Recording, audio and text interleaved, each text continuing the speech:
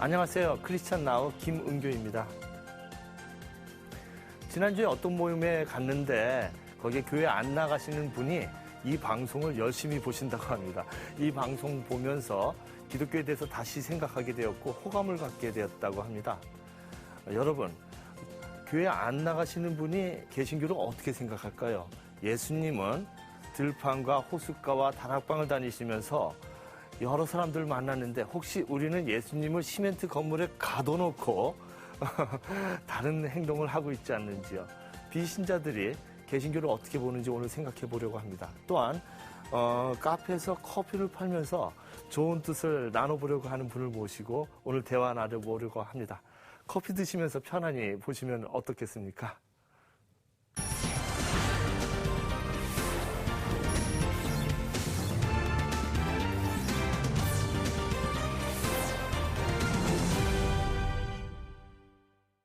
교회를 안 다니시는 분들이 개신교를 어떻게 생각하고 계실까요? 가벼운 문제가 아닙니다. 한국 기독교 목회자 협의회가 지난 1월 말에 조사에서 발표한 보고서가 있습니다. 2012년 한국인의 종교생활과 의식조사 결과를 토대로 이 기독교에 대한 부정적인 인식들 또는 긍정적인 인식들 여러 가지를 조사를 해서 통계 자료를 만들었는데요. 참담한 결과가 나왔다고 합니다. 이거 그냥 넘어갈 수 없을 것 같아서 이번에 우리가 이슈 리포트에서 우리가 대화를 나눠보기로 했습니다. 이 대화를 위해서 한목협 보고서를 토대로 한국교회 현재와 미래를 분석해 주신 우리 감리교신학대학교 이원규 교수님 나와주셨습니다. 네. 안녕하세요. 네. 그리고 늘 우리에게 분별할 수 있는 정보와 판단을 주시는 뉴스엔조의 김종희 대표, CBS TV 최경배 기자 나와주셨습니다. 감사합니다. 안녕하십니까. 안녕하세요. 시청자분들의 이해를 돕기 위해서 먼저 오늘의 주제와 관련된 영상을 보시겠습니다. 한국기독교목회자협의회가 최근 진행한 조사 결과와 지난 1월 발표한 한국인의 종교 생활에 관한 의식조사 결과를 보면 국민의 절반가량은 어떤 종교도 갖고 있지 않습니다. 한목협은 이들 비종교인이 생각하는 종교별 신뢰도를 분석했습니다. 그 결과 천주교를 신뢰한다는 응답이 26.2%로 가장 많았고 그 뒤를 이어 불교는 23.5%로 나타났으며 기독교를 신뢰한다는 응답은 18.9%로 세 종교 중 제일 낮았습니다. 기독교에 대한 신뢰도가 이처럼 낮은 이유를 들어보니 이단이 많아서라는 응답이 10.7%, 이기주의 때문이라는 응답이 10.5%, 목사와 교인의 언행 불일치 때문이라는 응답은 9.4%, 헌금을 강요하기 때문이라는 응답이 9.1%, 목회자의 사리사욕 때문이라는 응답이 6.6% 등으로 나타났습니다. 특히 목회자에 대한 부정적 평가는 더 심각했습니다. 한국교회에 대한 평가를 묻는 질문 가운데 지도자가 우수하다는 평가는 25.4%에 불과했습니다. 또 기독교인의 말과 행동에 대한 비기독교인의 신뢰도는 19.8%, 목회자의 설교와 행동에 대한 신뢰도는 23.6%로 나타났습니다. 이럼에도 불구하고 오히려 교인들은 교회를 긍정적으로 평가한다는 점에서 눈여겨볼 필요가 있습니다. 그만큼 교회가 지닌 문제점이 교인들의 눈에는 잘 보이지 않는다는 것입니다. 그러나 교인들도 목회자 만족도에 대한 평가는 정직, 윤리적 모범, 솔선수범 등으로 비종교인과 동일하게 목회자의 도덕성을 중요시했습니다. 이번 조사 결과가 교회에 대한 신뢰도를 보여주는 한편 앞으로 한국교회의 새로운 희망을 향한 나침반이 되길 기대하고 있습니다. 조금 충격적이네요. 사람이 말한 걸 4분의 1밖에 안 믿는다고 하면 충격이 아니겠습니까? 저 보니까 목회자의 설교와 행동을 믿는 사람은 26% 내외 정도 된다는 거. 이건 충격적이지 않을 수가 없습니다. 4분의 1 정도가 그 목회자의 말과 행동을 믿는다. 이런 그 설문조사를 실시한 이유가 무엇일까요? 이번 조사를 실시한 단체는 한국기독교 목회자협의회입니다. 네. 한목협은 15개 교단의 목회자협의회들이 모여서 구성된 단체고요. 네. 교회 갱신을 추구하는 단체죠. 네. 현재 한국 교회에 대한 비관적인 평가들이 많지 않습니까? 그럼 과연 한국 교회가 오늘날 어떤 모습이고 개선할 점이 무엇이고 사회로부터 어떤 평가를 받고 있는지 객관적인 어떤 자료를 모으기 위해서 이번 조사를 진행한 것 같고요. 한목협은 이번 조사를 하면서 이번 조사를 이제 과거에 진행됐던 한미준 한국 교회 미래를 준비하는 모임의 조사와 연속선상에 있다라는 입장을 밝혔어요. 1998년도하고 2004년도에 한미준에서 교회의 현재 모습을 담은 또 보고서를 발표한 적이 있는데요. 그것과 견주어 봐서 한국 교회가 과거와 지금 또 앞으로 어떻게 갈 것인가를 예측해 보기 위해서 이번 조사를 진행했다고 보시면 될 것 같습니다. 근데 이번 조사를 보면 기독교인들의 생활 태도도 어떻게 분석이 되었다고 그러는데, 그리고 또 이 신자가 아닌 분들이 한국 교회를 어떻게 평가하는지 그것도 드러났다고 그러는데 교수님 어떻게 평가하시는지요? 네, 먼저 우리나라 기독교인 비율을 좀 살펴보면요. 원래 이제 기독교 하면 개신교, 가톨릭, 정교에 다 포함되는 거지만 이제 오늘은 기독교는 주로 개신교를 의미하는 말로 쓰겠습니다. 많은 조사 결과가 약간씩 차이가 있어요. 그러나 대체로 보면 오늘날 기독교인 비율은 우리나라 전체 인구의 약 5분의 1 정도. 근데 지난 한 20여 년간 서서히 그 비율이 감소하다가 최근에 와서는 개신교인, 기독교인 수가 줄어드는 걸로 나타나고 있습니다. 이제 불교도 감소하고 있고요.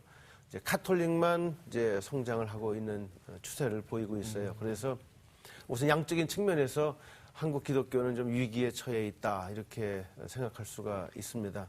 근데 지난 한 10년, 20년 전과 비교해 볼 때 나타난 특이한 현상은 우리 기독교인 가운데서 전에는 신앙을 갖는 이유가 영생이나 구원 때문이라고 한 비율이 상당히 높았는데 요즘은 그 비율이 굉장히 많이 줄어들었고 그다음에 늘어난 거는 뭐냐 하면은 이 세상적인 축복에 대한 기대 그게 늘어났고 기대. 마음의 평안을 기대하는 게 또 늘어났고 이런 측면을 볼 때에 한국 교회가 어떤 면에서 좀 세속화되는 모습이 아닌가, 그리고 물질주의 가치관에 점점 물들어가는 모습이 아닌가 하는 그런 이제 우려를 갖게 됩니다. 그러면 비기독교인들이 이 기독교에 대해서, 교회에 대해서 어떤 생각을 가지고 있는가? 대체로 부정적인 인상이 상당히 많고요. 너무 요란하다, 시끄럽다, 전도하는 데만 몰두한다, 뭐 이런 식으로 부정적인 인상을 많이 갖고 있는데 구체적으로 신뢰도 조사를 해보면은 비신자들이 교회에 대해서 가지고 있는 신뢰도는 정말 너무너무 비참할 정도로 낮아요. 그러니까 교회에 대한 신뢰도, 목회자에 대한 신뢰도, 교인들에 대한 신뢰도가 모두 20% 내외라는 말이죠. 그러니까 우리나라 다수의 비신자들은 교회에 대해서 상당히 우호적이지 않다.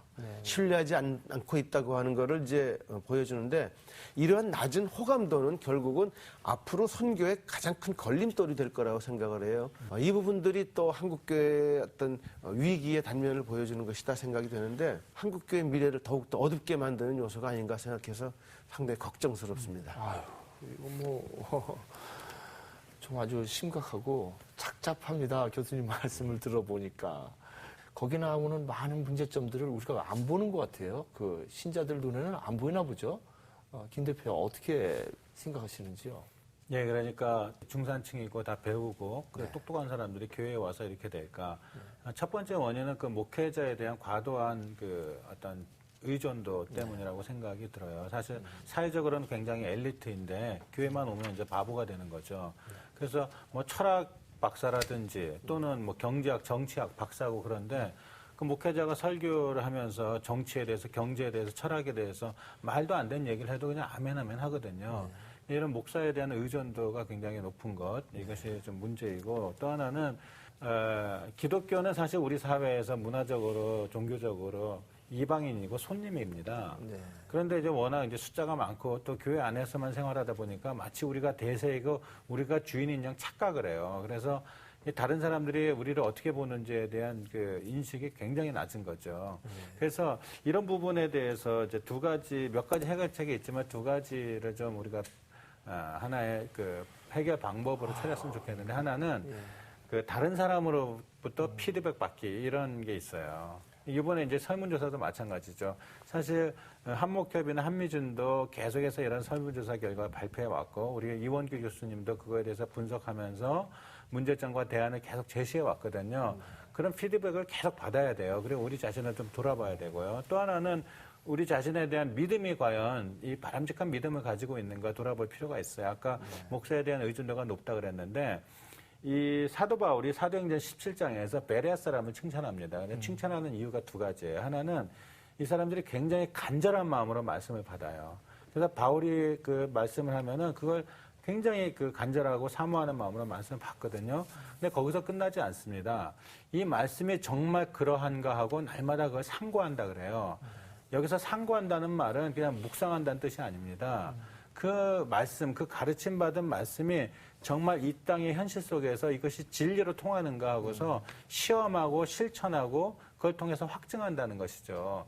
그렇기 때문에 우리가 그냥 말씀을 듣고 거기서 아멘 아멘 하고 이렇게 맹목적으로 신앙생활을 할 것이 아니고, 그 말씀이 이 땅의 현실 속에서 우리가 이 땅의 고난과 고통과 어려움을 뚫고 이겨나갈 수 있는 그런 힘이 있는, 생명력이 있는 말씀인지 우리가 사실 실천하면서 그것을 확증하는 그런 믿음의 태도가 중요하다고 생각합니다. 예. 그러게 맞습니다. 바울 서신에 보면은 정말 그 헬라인 앞에 갈 때는 내가 헬라인의 모습으로 가고, 이렇게 그 비신자들에게 겸손히 자기 모습을 변해서라도 가는 노력이 있었는데 네. 그걸 안 하는 거죠, 그죠? 예. 그러니까 우리 자신을 더 자꾸 좀 객관화시키는 그런 네. 노력이 필요하죠, 지금 이때. 예, 그러네요. 그리고 이 한국 사회에서 지금 이 개신교를 낮게 저평가하는 여러 요인들이 있는 것 같습니다. 그 중에 하나가 이제 그 목회자에 대한 신뢰도가 굉장히 바닥권에 떨어졌다고 하는데, 이 방송을 보신 목사님들 긴장하셔야 될 것 같아요. 일반 사람들 앞에서 얘기하면은 안 믿는 사람들 4분 중에 3분은 목사님 말씀을 안 믿는 겁니다. 존중하지 않고. 지금 이 조사에 의하면 이 문제, 이 한국교회 전반에 관한 문제와 또 목회자 불신에 관한 문제를 어떻게 생각하시는지요? 네, 그 비신자들이 교회를 보는 시각은 매우 예리한 것으로 나타나고 있어요. 네. 그러니까 교회 안에 있는 사람들이 미처 발견하지 못하고 깨닫지 못하는 것들을 밖에서 보면은 더 잘 보이기 때문에 네. 교회 바깥의 사람들은 교회를 어떤 식으로 생각하냐면은 참 진리를 추구하기보다는 교세 확장에만 관심이 있다. 네.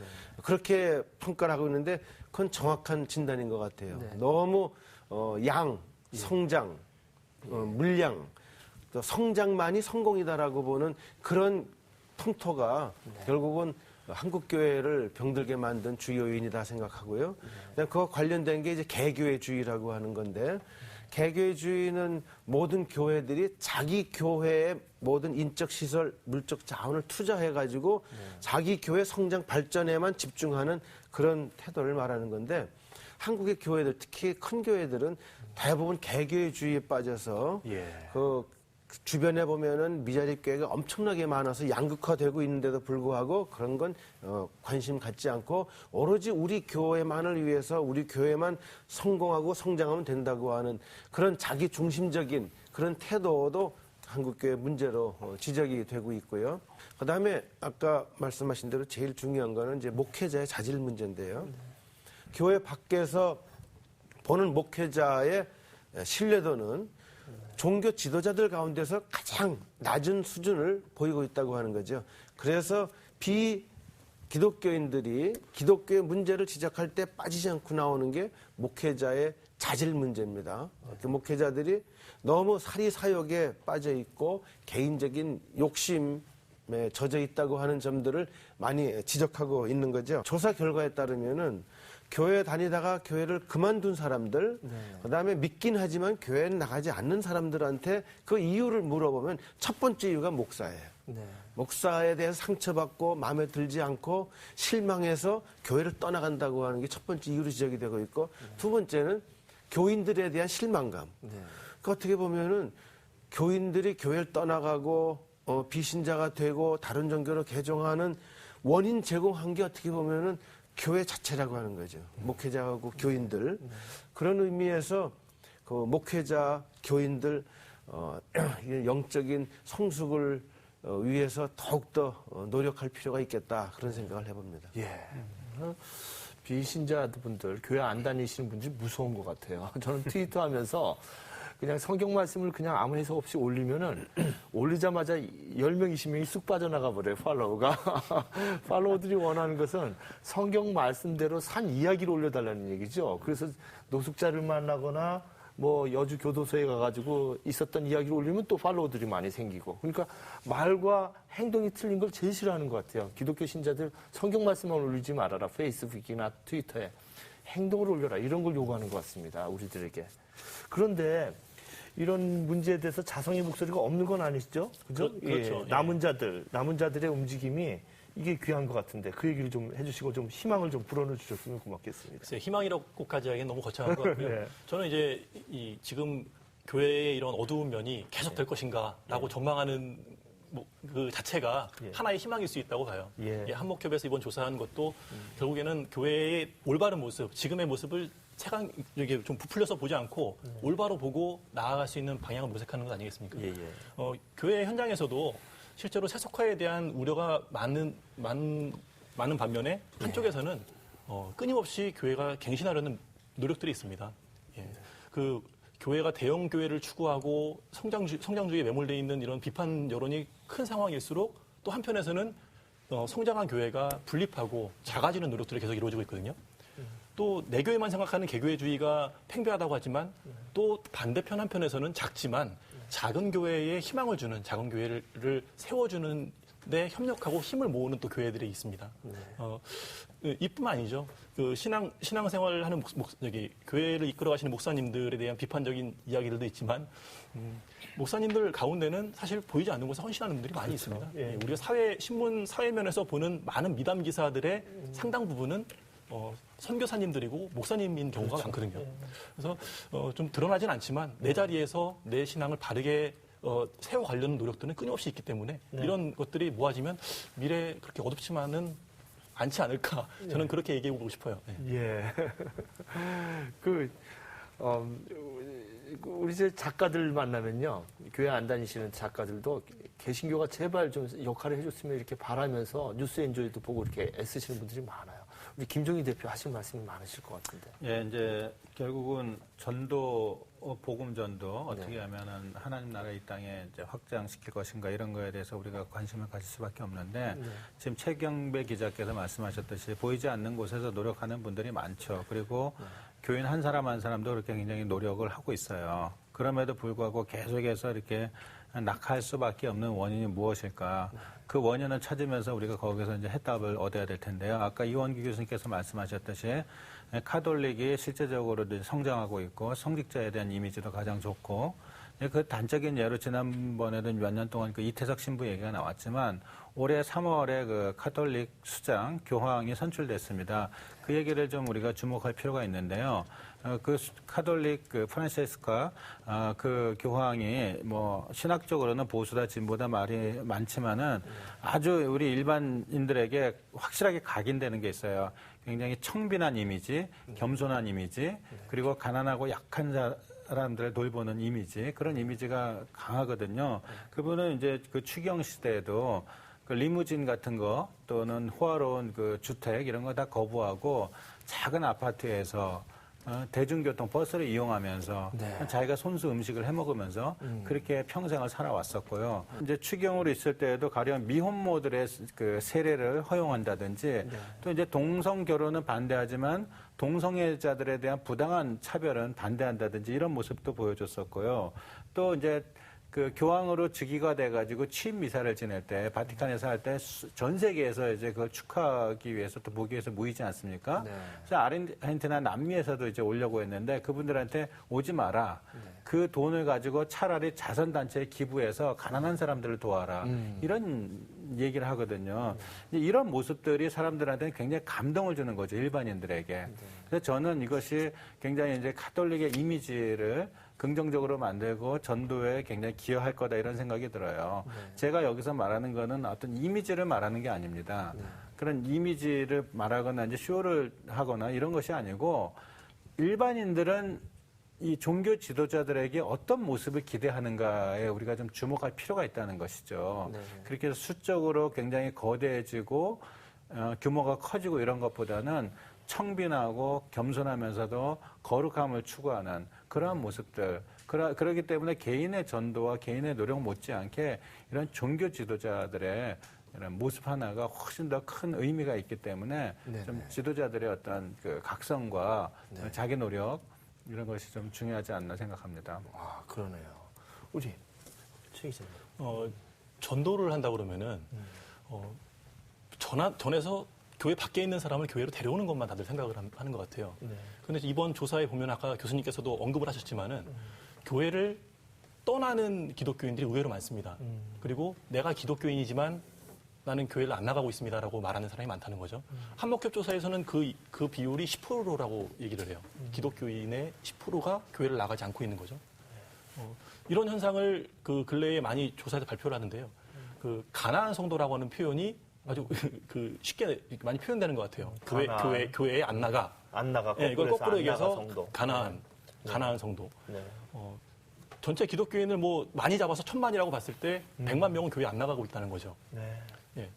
또 한편에서 대학생들을 대상으로 설문조사한 결과도 있거든요. CCC가 캠퍼스에 있는 대학생들을 조사해보니 비슷한 비율의 인원들이 교회에 나가지 않고 성경을 보지 않고 기도하지 않지만 난 기독교인이다 라고 이야기를 하고 있다는 겁니다.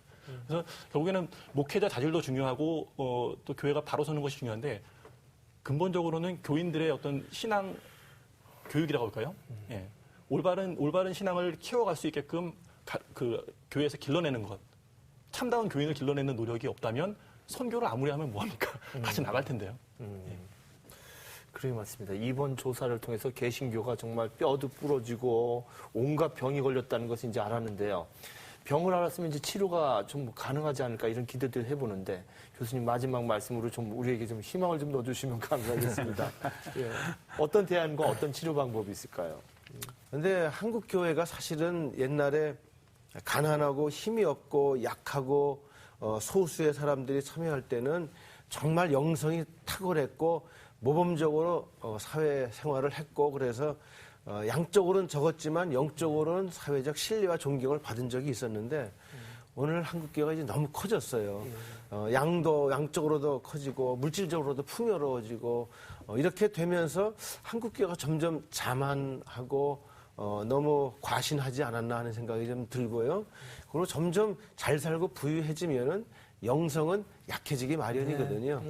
그래서 정말 앞으로 21세기 한국 교회, 한국 기독교가 나아가야 할 길은 자기 자신의 모습을 돌이켜보고 새로워져야 되는데 새로워지려면은 어떤 변화가 필요한가에 대한 정확한 진단이 있어야 될 것 같은데 저는 이제 세 가지 정도를 지적하고 싶어요. 한국 교회의 미래, 한국 교회가 우선 영성을 회복할 수 있느냐에 달려 있다고 봐요. 영성이라고 하는 거는 이 세속적인 거 초월한다는 의미거든요. 근데 요즘 한국 교회 또 교회 지도자들 보면 이 세속적인 거에 너무 집착해요. 물질, 물량주의, 성공주의. 그리고 교단 지도자들 보면은 어떤 권력이나 명예 이런 데 집착하고 그거 다 떠나서 정말 하늘의 가치, 영적 가치 그거에 집중할 수 있는 어떤 근본을 되찾는 이런 모습이 필요하겠다 하는 생각이 들고요. 두 번째는 이제 도덕성을 회복하자고 하는 건데 도덕성은 정도를 가자는 거죠. 바르게 살자고 하는 거예요. 교회를 사유화한다든지 세습한다든지 하는 거 이건 옳은 일이 아니죠.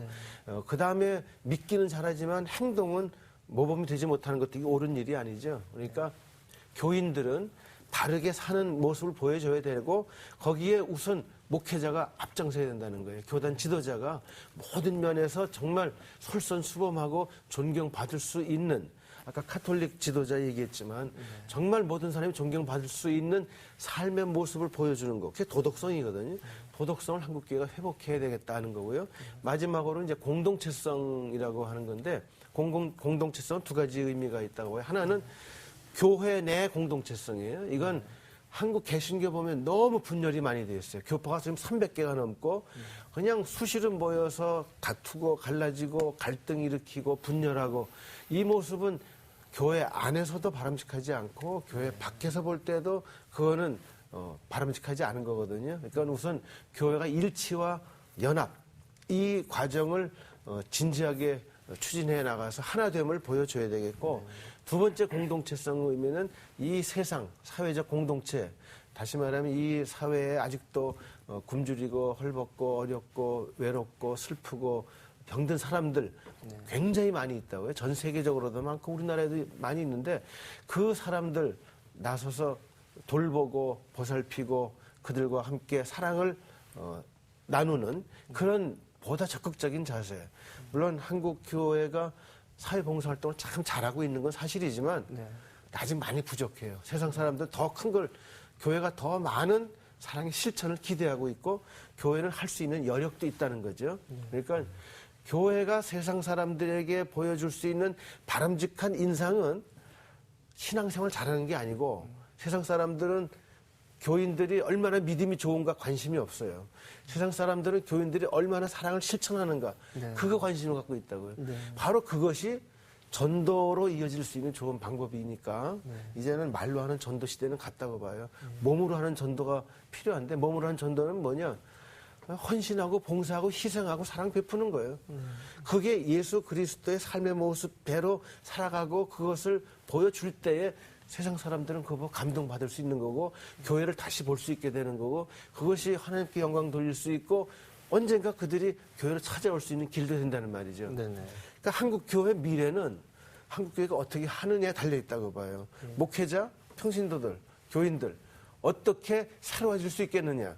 과연 영성, 도덕성, 공동체성을 회복할 수 있겠느냐. 할 수 있다면 한국 교회 미래에 있는 거고 그거 못한다면 한국 교회 미래는 계속 어두워질 수밖에 없는 거죠. 개신교, 프로테스탄트라고 합니다. 항의자, 반항자라고 하지요. 예, 아니다라고 말할 수 있는 사람입니다. 아니다. 예, 이건 아니다.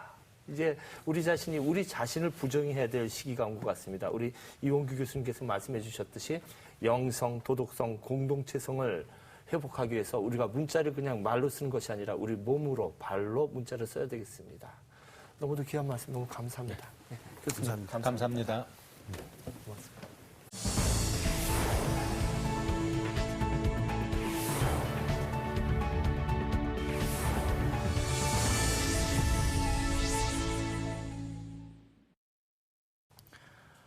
아유, 커피 자주 드시나요? 예.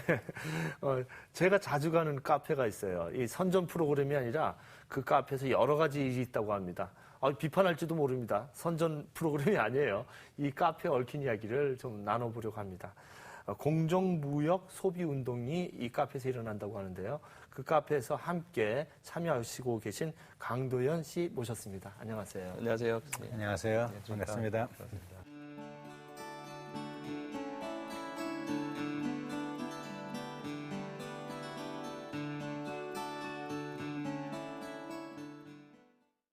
그런데 궁금해요. 카페바인에서 쌍용 해직자를 위해서 뭘 하는지, 강정에 대해서 뭘 하는지. 그 다음에 또 들어갈 때 보니까 어떤 특정 회사의 카드는 쓰지 않는다고, 받지 않겠다고 이런 것도 있는데, 그 문제 좀 한번 말씀 좀 해주시죠. 저희가 할 수 있는 작은 카페가 할 수 있는 단위에서 우리가 할 수 있는 일을 찾아보자 해서 했던 게 우리 시대에 가장 아픈 사람들이 누구냐, 해직 노동자가 아닐까라는 생각이 들었어요. 그래서 그 쌍용차 문제에 대해서 우리가 관심을 갖고 뭐 집회가 있을 때 같이 나가서 힘이 돼주고 이런 것도 좋은데 커피를 마시러 오는 분들에게 그런 어떤 가치를 함께 나눌 수 있으면 좋지 않을까 생각이 들었고요.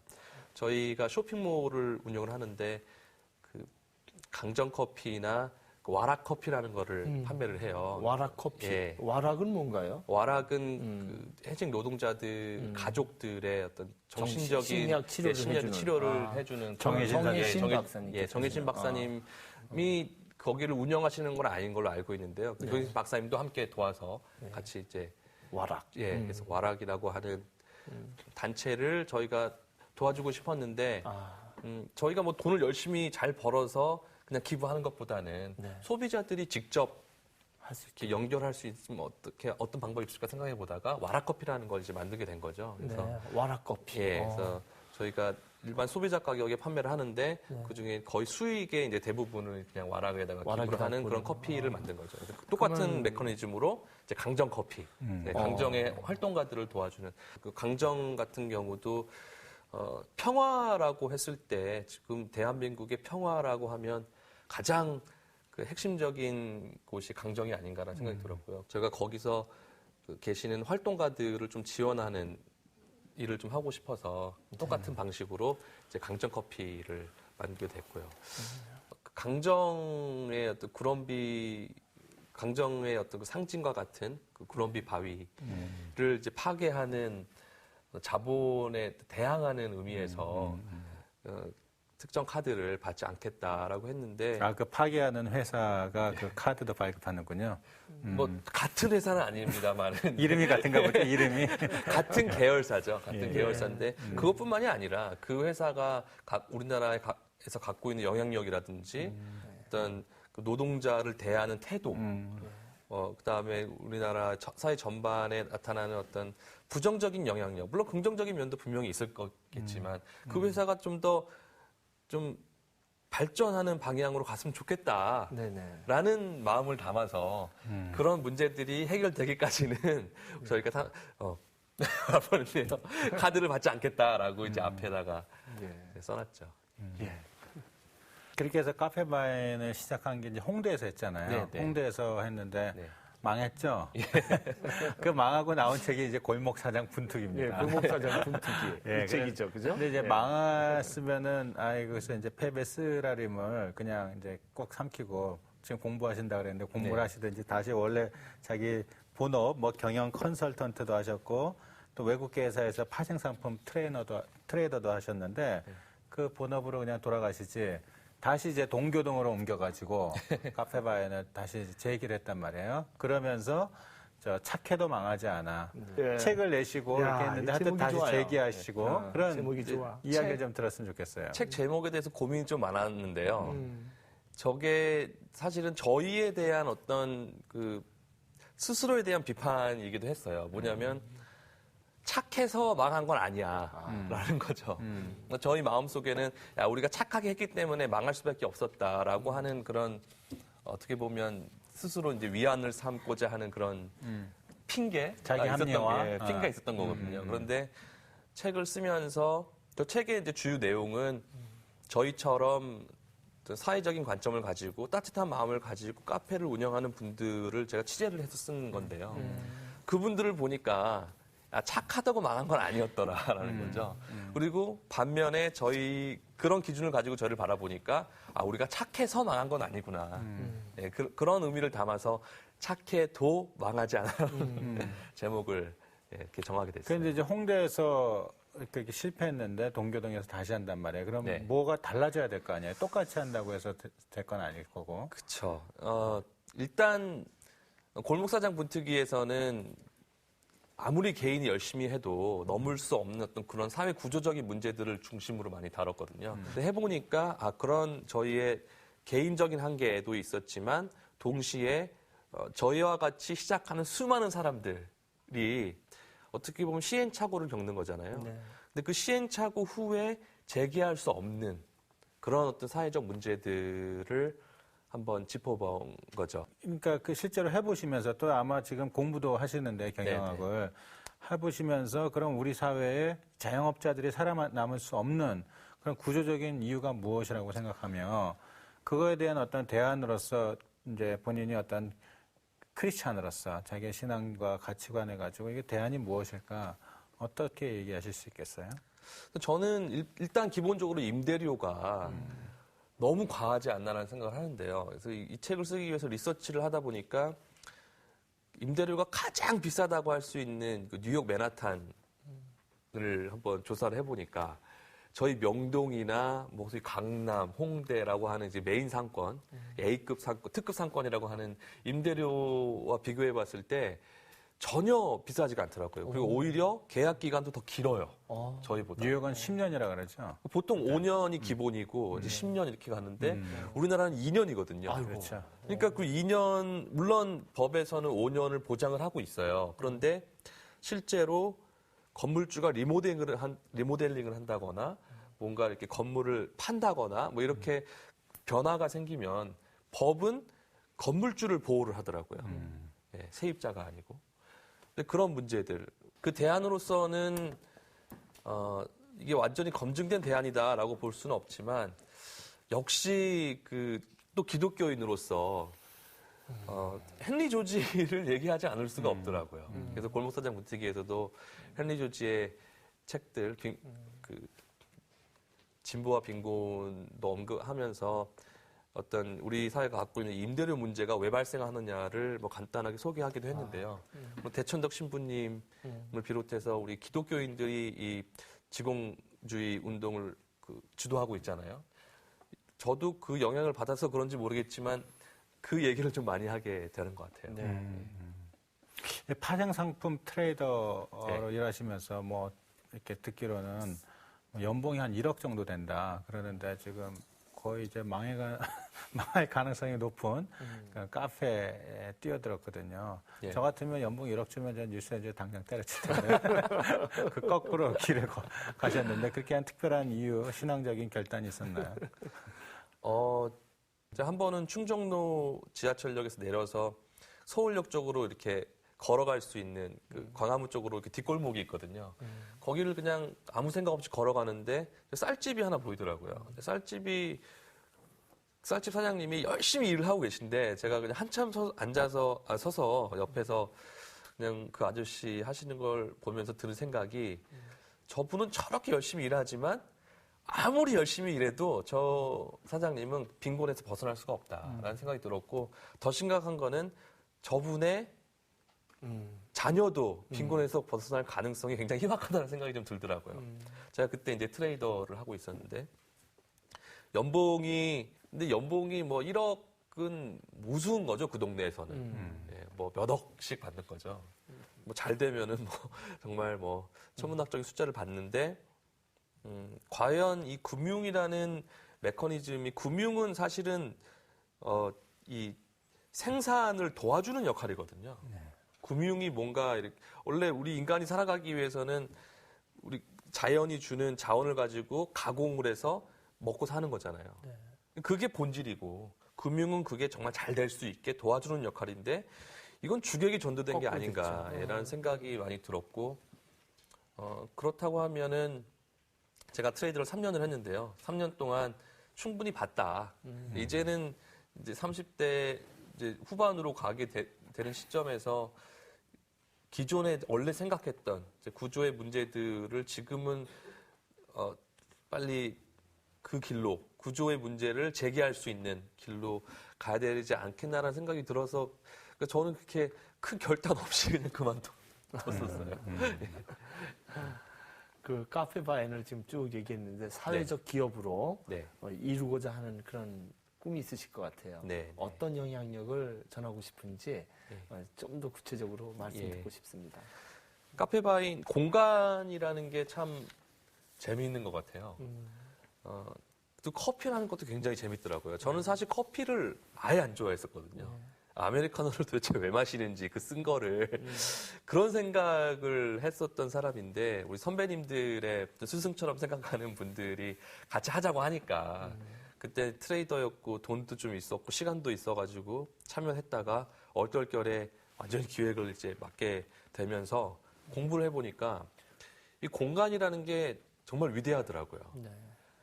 유럽에서 그 프랑스에서 처음으로 생겨난 카페 이렇게 이야기를 보니까 거기에 단골 손님이 볼테르라든지 뭐 이런 사람이었던 거예요.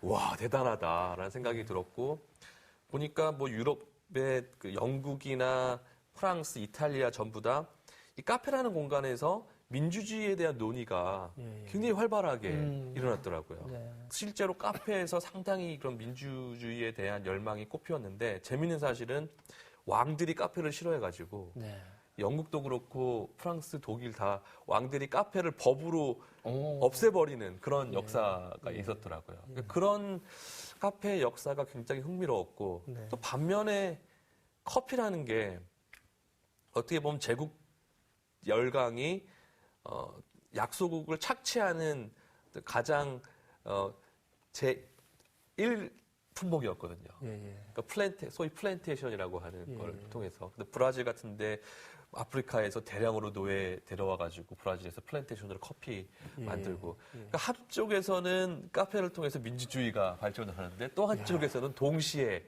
엄청난 인간 착취가 발생하는 정말 아이러니한 역사를 커피라는 게 갖고 있더라고요. 근데 그 역사가 여전히 흘러와서 지금도 커피하면 약소국에서 생산해서 강대국이 소비하는 전형적인 품목이고 또 재밌는 거는 커피가 석유 다음으로 그 무역량이 가장 많은 품목이기도 해요. 그러니까 이 커피라는 게 우리 같이 어떤 세상을 한번 바꿔봐야겠다라고 하는 열망을 가진 사람에게는 중요한 품목이구나. 카페바인을 처음 시작할 때 저희가 커피밀이라고 하는 프랜차이즈하고 같이 시작을 했는데 그 커피밀이 갖고 있는 그 공정무역 정신이 저희가 굉장히 좋았었어요. 그래서 공정무역이라고 하는 게 단순히 자본주의의 시장의 논리에 따라서 커피를 사오는 게 아니고 그 커피를 생산하는 분들의 삶을 좀 더 이렇게 더 지금보다는 더 향상시켜준다고 할까요? 예, 그럼 생산하는 자나 커피 마시는 사람이나 함께 살아가자라는 차원에서 공정무역이 이루어지고 있는데 저희가 주력으로 밀고 있는 루안다 커피나 케냐 커피가 그런 공정무역 전문 회사들이 수입하는 커피를 쓰고 있죠. 그 커피도 그렇고 그 공간 자체가 아까 말씀하셨듯이 사실은 커피를 소비하는 곳인데 또 한편으로는 거기서 이제 새로운 생산이 가능한 곳이잖아요. 그 생산 중에 사실 교수님도 거기 생산자 중에 한 분 아니세요? 거기서 다양한 문화 행사를 하고 있고 그런 걸로 알고 있는데 좀 그거에 대한 소개도 해주셨으면 좋겠어요. 처음에 보험가 상황이 이제 카페를 열고 나서 처음으로 기획한 게 이제 와클럽이라고 하는 그 이광하 편집장님께서 기획하신 그 와클럽인데 그 와와가 그 사자와 어린 양, 그 이사에서에 나오는 사자와 어린 양, 그다음에 그 사막의 샘이 넘쳐 흐르리라 그 노래에서 나오지만 근데 거기서 나오는 와거든요. 그래서 와와예요. 그 와와 클럽을 통해서 우리 시대가 꼭 알아야 된다고 생각하는 분들, 처음으로 책을 쓰신 작가분들 중에서 꼭 우리가 소개하고 싶은 분들, 특히 보험가상 독자들에게 소개하고 싶은 분들을 주로 이렇게 모셔서 송강호 박사님, 예, 송강호 박사님 모셨었고요. 예, 정말 많은 분들이 거기 그래서 썼었죠. 와하 클럽이 그렇게 지금까지도 했고 특히 우리 교수님께서는 무슨 지금 말씀이에요? 3년 넘게 지금 와하 클럽 한 달에 한 번씩 해주시고 계신데요. 와와네요. 지금은 처음에는 사람들이 이제 저희가 그 청중도 이렇게 모셔와야 되는 막 이렇게 광고해도 지금은 뭐 알아서 김규 교수님 정말 이제 뭐 들어오시죠. 정말로 우리는 그냥 단순히 문화를 나누는 것이 아니라 민주주의를 얘기하고 복음의 의미를 나누는 그런 것 같아요. 근데 좀 말 안 하실지 모르지만 아버님이 저 일산 일산 은혜교회 목사님 강경님 목사님이시죠? 네, 예. 아이고 이렇게 얘기를 안 하시나 싶어가지고 그 아버지의 그 아들. 우리 존경해야 할 우리 목사님 아닙니까? 남북 나눔 운동이라든지 여러 운동을 해주셨는데 또 사회적 약자를 연대하고 그다음에 소통하고 이런 거는 아버지하고 뭐 아버님 목회자지만 또 목회자가 아닌 위치에서 그런 복음의 의미에서 또 사회를 보면서 커피를 나누고 그 대화의 광장을 열어주시는 그런 의미가 있을 것 같아요. 이 한국교회와 성도들이 나눠야 될 진정한 가치, 선생님의 생각 한번 말씀해 주시면 좋겠습니다. 제가 뭐 주제 넘게 얘기를 할 수 있을지 모르겠는데요. 저는 뭐 그냥 예수님이 참 좋고요. 예수님이 정말 멋진 분이신 것 같아요. 그때 당시에 권력자라고 할 수 있는 종교 권력자들이나 어떤 정치 권력자들의 또 눈의 가시 같은 그러나 제가 성경을 읽으면서 보니까 예수님은 정말 터프하신 분이더라고요. 시장 그 성전의 뜰에 차려진 시장을 그냥 다 뒤엎어 버리시고 생각해 보니까 예수님 목수셨잖아요. 몸도 되게 좋으셨을 것 같아요. 제가 그 상상을 해봤어요. 그 시장의 그 성전 안에 뜰을 상상을 해보니까 예수님 또 옷도 허름하게 입으셨을 것 같아요. 가난하셨으니까. 제자들도 마찬가지고. 베드로, 안드레, 요한 뒤에 딱 3명 따라오고 예수님 걸어가면 벌써 이 포스가 장난이 아니었겠다라는 생각이 들고 막 시장을 뒤엎어 버리는데 아무도 이렇게 못 건드리는 게 아마 이렇게 교수님처럼 이렇게 체격이 좋고 막 이러니까 그러지 않았을까. 되게 멋있는 분이었을 거다라는 생각이 들고요. 그런데도 여성이나 장애인 그런 어떤 그 당시에 가장 멸시받던 사회적 약자들에게는 그렇게 온유하고 겸손할 수가 없었잖아요. 그 모습이 우리 시대가 찾는 그리스도인이 아닐까. 너무 멋있는 예수님. 뭐 그냥 그렇게 됐으면 좀 되지 않을까 싶은데요.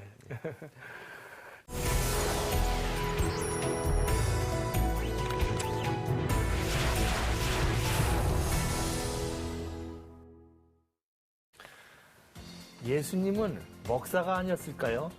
예수님의 첫 번째 기적은 결혼식이었고요. 또 늘 오병이어의 그 기적을 일으키셨고 또 최후의 만찬 이렇게 먹는 자리를 많이 만들어 주셨습니다. 그래서 제가 그 식당에 가면은 기독교 신자가 운영하는 식당에 가면은 목사님이세요 이렇게 말씀하십니다. 자영업 하시는 식당 경영하시고 카페 경영하시는 목사님들에게 오늘 귀한 말씀을 나눠봤습니다. 정말 몸으로 살면서 우리가 예수님의 삶을 실천하면 좋겠습니다. 프로테스탄트 카페, 프로테스탄트 식당 많이 늘길 바랍니다. 여러분들 이 프로 소개하는 이 홈페이지, 유튜브, 팟캐스트 있습니다. 많이 응원해 주시고요. 다음 주에 또 기쁜 얼굴로 뵙겠습니다. 고맙습니다. 감사합니다. 우리 강 이사님. 다음에 와라커피 좀 맛이 좀 틀릴까요? 와라커피랑 또 강정커피랑 뉴스엔조이 커피, 또 뭐 나우커피도 할까요? 나우커피도 하나 많이 드시겠습니다.